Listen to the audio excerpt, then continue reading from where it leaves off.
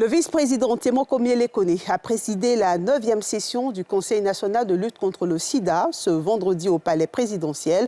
Dominique Ouattara était l'invité d'honneur de cette session. La première dame de Côte d'Ivoire, par ailleurs ambassadeur de l'ONU-SIDA de la prévention de la transmission mère-enfant du VIH-SIDA, a été faite commandeur de l'ordre de la santé publique pour ses actions en faveur des populations. Les explications de Pierre Dipomelin et de Fulgence Kissédou.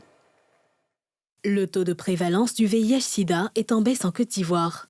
Il est passé de 4% en 2010 à 1,82% en 2022, grâce à la conjugaison de plusieurs efforts, dont l'engagement de la première dame Dominique Ouattara, reconnue par l'État de Côte d'Ivoire, la société civile mais aussi l'ONU-SIDA, qui avait fait d'elle l'ambassadeur spécial pour l'élimination de transmission mère-enfant du VIH et pour la promotion du traitement pédiatrique en 2014. À cette 9e session du CNLS, elle a été faite commandeur de l'ordre de la santé publique, mais aussi auréolée par un trophée de la société civile.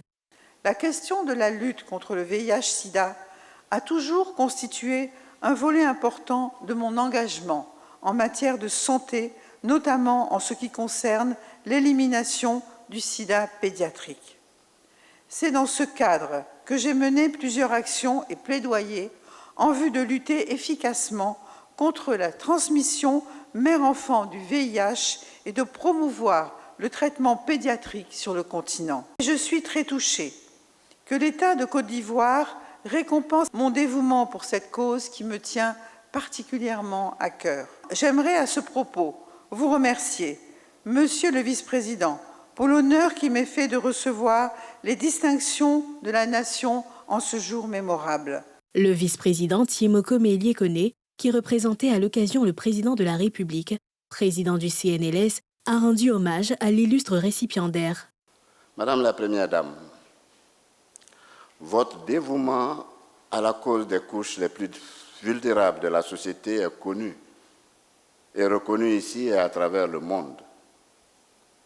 Votre engagement, votre empathie et votre générosité envers les enfants vulnérables du VIH-Sida et plus généralement au bénéfice de la santé de la mère et de l'enfant méritent notre admiration et toute notre reconnaissance.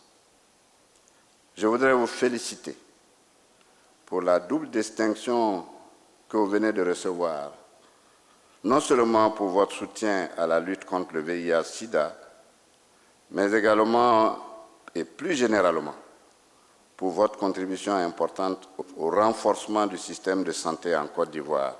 Dès l'ouverture de cette session du CNLS, le ministre Pierre Damba, en charge de la santé, a fait un point de la situation du VIH-Sida en Côte d'Ivoire. Ces personnes vivant avec le VIH-Sida sont à 106% composées de femmes, confirmant la féminisation de l'épidémie du sida dans notre pays, phénomène observé depuis plus d'une décennie.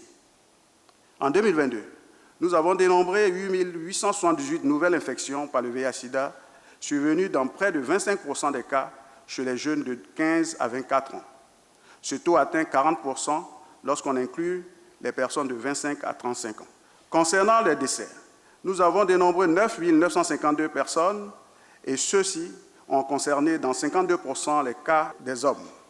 Cette 9e session du CNLS marque la reprise des activités du Conseil national de lutte contre le sida, interrompue depuis 3 ans du fait de la pandémie de la Covid-19. Il s'agira de relancer la mobilisation, surtout chez les jeunes qui ont baissé la garde, mais aussi rendre plus accessibles les soins aux enfants porteurs du VIH.